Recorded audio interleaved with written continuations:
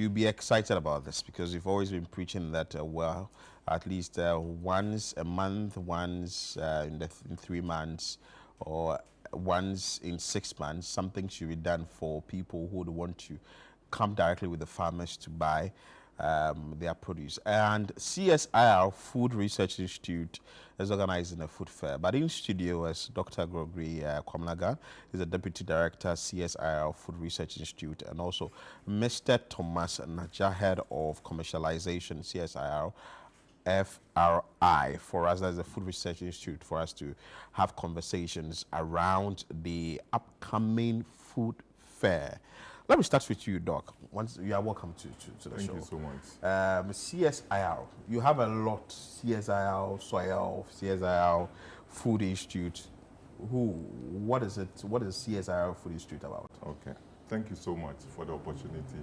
For CSIR, we have 13 institutes that make up the CSIR and our head office. So, in all, that is what CSIR is about. And food research is just one of the 13 institutes with the mandate set aside by an act of parliament in 1963 to conduct applied research into issues that deal with food processing, food preservation, food quality, and also food marketing, and also to advise government on its food policies. Wow. All with the mind that we'll have food security in Ghana. So that is all that food research is about. And it falls under CSIR of Ghana. And Mr. Naja, you've been in existence for how long? 19 years. 19? Yes. What are some of the achievements? Oh, CSIR Food Research Institute, you see, we do apply research. And at the end of the day, the outcomes of those research are converted into snapshots, either a product, a service, or a technology to solve peculiar problems. So you can see all this processed food in Ghana and West Africa. You can trace their source to Food Research Institute. Need Fufu is an example. Nkulenu, Blue Skies, all these technologies, food processing technologies, are coming from CSIR Food Research Institute. So currently, we have about 32 different training models where entrepreneurs can fall on, come for training program to create their own jobs. And that's what we are doing at the moment. Just to mention but few, the high quality cassava flour, the chocolate processing, the mushroom technology, cultivation technology, and so forth. Beautiful. So now let's come to why we are here this morning. The upcoming food fair. Mr. Naja, help us with that. Yes, details. So CSIR Food Research Institute, as Dr. Kwamnaga said, is part of CSIR. So on behalf of CSIR, you know, every year the world celebrates food. And this year the World Food Day will fall on 16th of October. Based on that, CSIR Food Research Institute, on behalf of the whole CSIR, we are organizing a World Food Day to climax that program. And it begins with 15th, 16th, and then 17th. So let me just give you the program outline. There's going to be exhibition throughout the 3 days. Okay.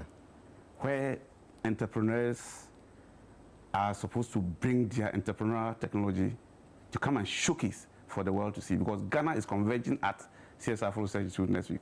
Wow. So you are all invited. And who can come and showcase? If your product is within the food value chain, you can still come. Somebody called me and said, he deal with shea butter. Shea butter is also food. When you go to the north, we use it to cook.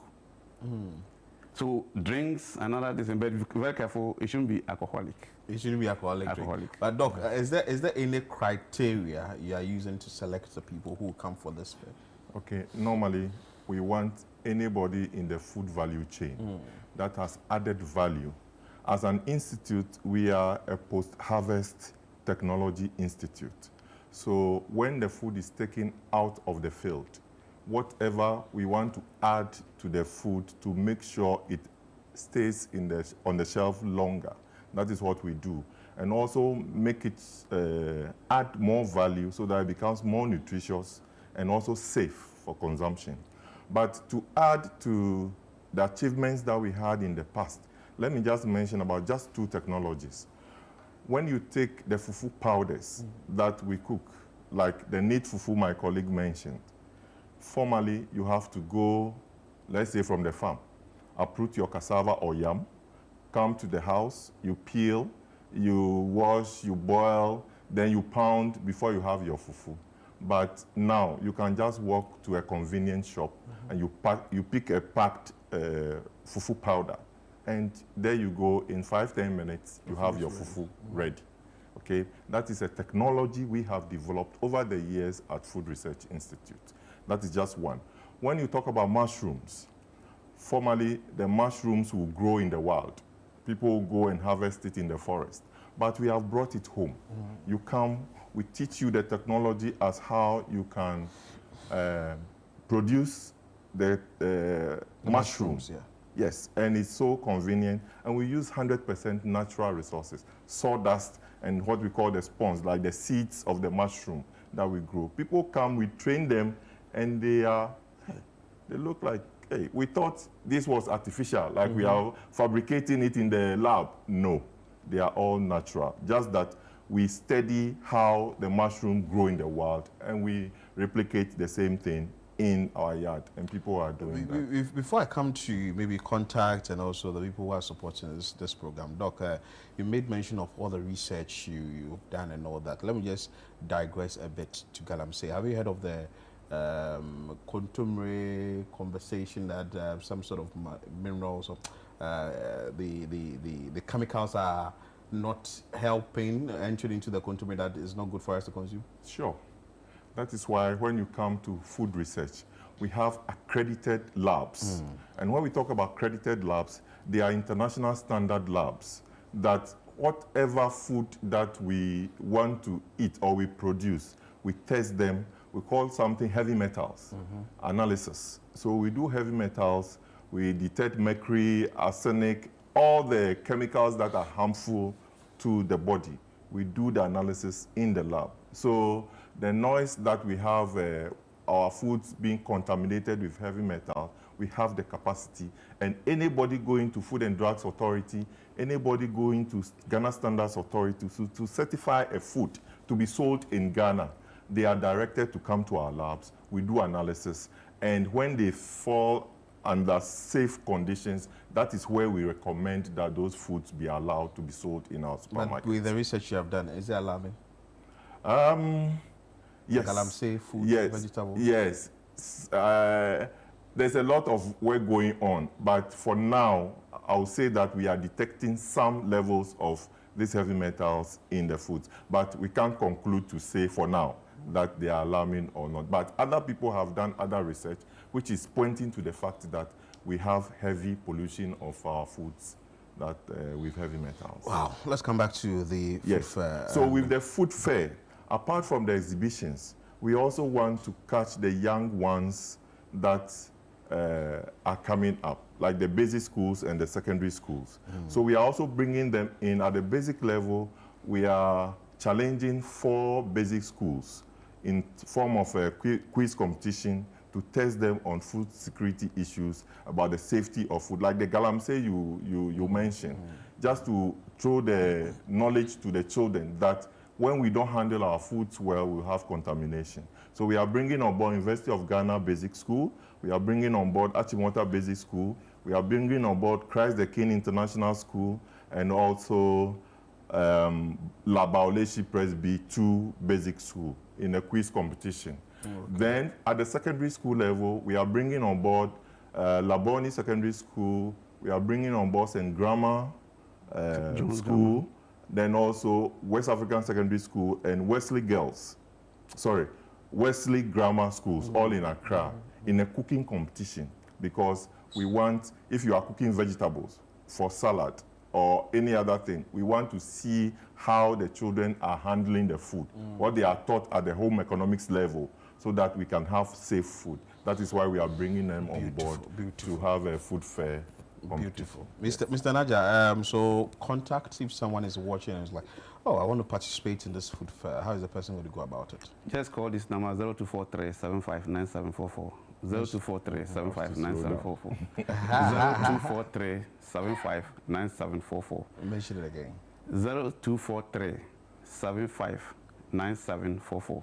And what does it take for the person to be part of it? You just call. You want, we'll give you a Momo number to pay into. Okay. Just 700 cities. Okay. I mean, for Then 3 they are days. good to go. Yes, and you're for good 3 to go. days. For 3 days. That's good. We want to come down to everybody's level. And then, can I touch on our sponsors? Yeah, you can. So we have to appreciate ChannelOne TV and City FM for being our main media partners. And then not forgetting MP, our MP, Honorable John Demelu. Oh, we are Deputy Agric Minister. Sure. He'll be there. Consent. He'll be there.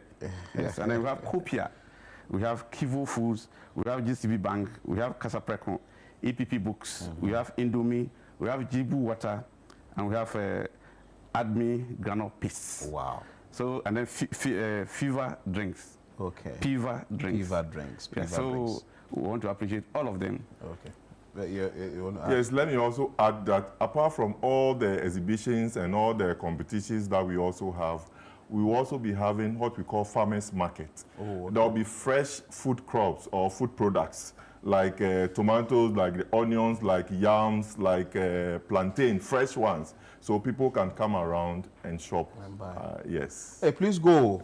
Next week, Wednesday to Friday. Yes. Go and do your shopping there. Go get all the fresh produce so that you can take to your home and also be part of this all important food fair that has been organized by CSIR-Food Research Institute. Thank you so much, Doc.